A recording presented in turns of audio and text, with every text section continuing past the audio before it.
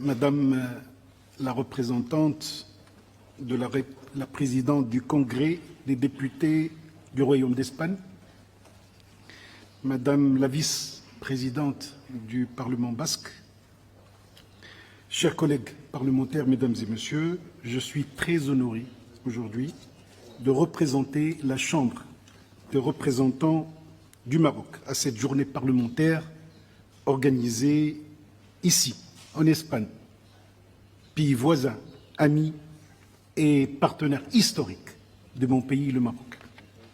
Je tiens à exprimer mes sincères remerciements au Parlement basque ainsi qu'aux responsables de l'initiative du partenariat pour un gouvernement ouvert pour avoir associé la Chambre des représentants du Maroc à ce grand rendez-vous international.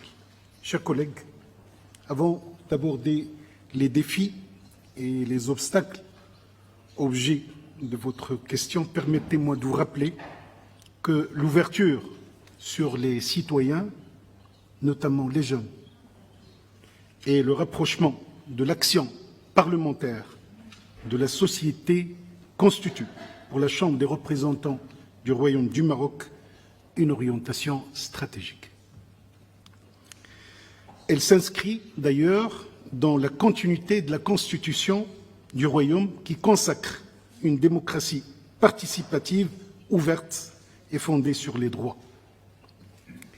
Ainsi, notre Chambre, est avec beaucoup d'objectivité, a mis en œuvre des projets adaptés à notre contexte national, respectueux des principes de démocratie, transparence et pluralisme. Ceci est contenu dans 3 plans d'action concrets, et ce, depuis notre adhésion à cette initiative en 2019. Et pour répondre à votre question, je préfère transformer les obstacles en enseignements tirés de notre propre expérience. 1.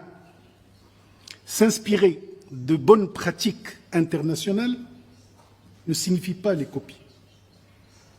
Chaque Parlement doit bâtir sa propre voie selon sa culture démocratique et son contexte institutionnel. Sinon, c'est l'échec. 2.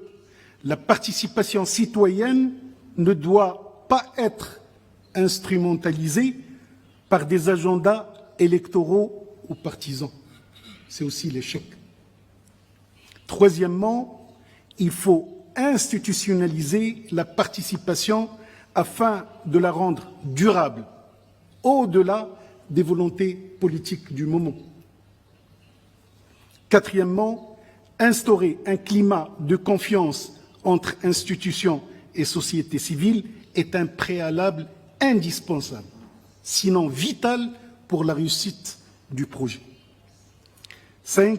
Respecter la frontière entre le champ civil et le champ politique est essentiel à la crédibilité du processus. Et enfin, veiller à la diversité géographique et thématique des acteurs impliqués, droits humains, genre, climat, éducation, inclusion, etc. Et ça garantit une participation représentative et équilibrée.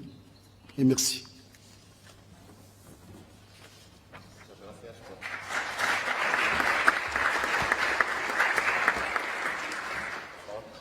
Thank you very much. Let me use the opportunity to acknowledge all the key stakeholders who have brought this process